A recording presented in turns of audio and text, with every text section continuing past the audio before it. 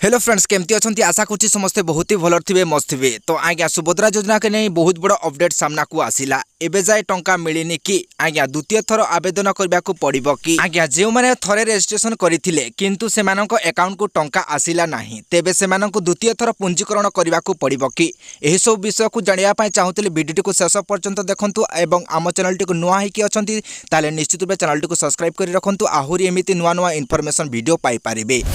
आज्ञा सुभद्रा योजना को नहीं एबे भी द्वंद्व लगी रही किछि महिला अकाउंट को टंका आसुथिबा बेले किछि महिला अकाउंट को एपर्यंत टंका आसीनी। सबुठारु बहुत बड़ कथा यह होछि जे प्रथमे जो मैंने आवेदन करथिले सेमानंको अकाउंट को टंका आसीनी किंतु जो मैंने परे परे रजिस्ट्रेशन करथिले बा आवेदन करथिले टांको अकाउंट को टंका आसी जाइछि। तो आज्ञा एभली परिस्थिति देखा देउछि कोउठी गुटे घरर सासु बहु एका संगरे अप्लाई करथिले किंतु बहुंको अकाउंट को टंका आसीगला किंतु सासुंको अकाउंट को टंका आसिला नाही तेबे सेमानंको आगको केबे टंका आसीबो से नहीं बहुत द्वंद्व अच्छी समस्ते। सुभद्रा टंका पुणी केबे मिलिबो से नहीं मध्य प्रश्न उठुछि। तो आज्ञा सबुठारु बड़ कथा यह हेउछि जे जो माने थरे आवेदन करिसंती ओ सेमानंको टंका आसीनी सेमाने आउ थरे पंजीकरण करिबा आवश्यक कि सेमाने किपरि भाबरे ए विवाद रु क्लियर हेबे जे सेमानंको अकाउंट को परे टंका आसीबो। तो आज्ञा 17 सेप्टेम्बर पूर्व जनसेवा केन्द्र रे अप्लाई करिबा परे हिताधिकारी को एक रसीद प्रदान कर दिया जाइथिला जहा आधार रे सेमानंको रजिस्ट्रेशन सफल होइछि बोली स्पष्ट हो जाइथिले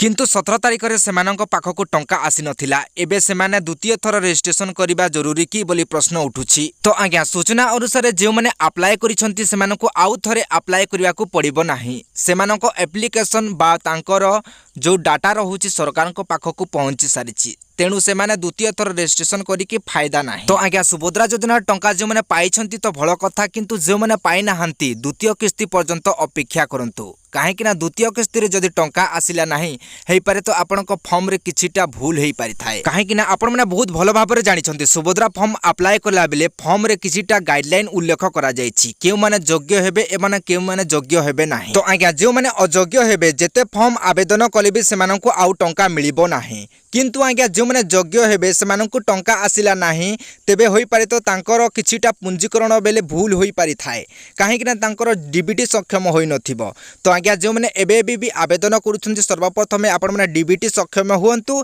एवं आवेदन करंतु देखिबे निश्चित रूपे आपण मध्य टंका पाइबे। तो आज्ञा जो मैंने टंका पाइ नाहांती निश्चित रूपे टंका पाइबे द्वितीय किस्ती 2025 मसिया मार्च 8 तारिख रे आपण माने टंका पाइबे चिंता करिवार आवश्यकता नाही आपण माने अचिंता भाबरे आवेदन करुछंती आवेदन करि नियंतु। तो फ्रेंड्स माने वीडियोटी भल लागिथिले निहाती भाबे गुडे लाइक कर देबे एवं निज निज सांग साथी मन शेयर कर देबे जो द्वारा कि तांकर किछि डाउट अछि ताले से मानको डाउट क्लियर हे जिवो। तो फ्रेंड्स माने बाय बाय टाटा मिलते हैं नेक्स्ट वीडियो में।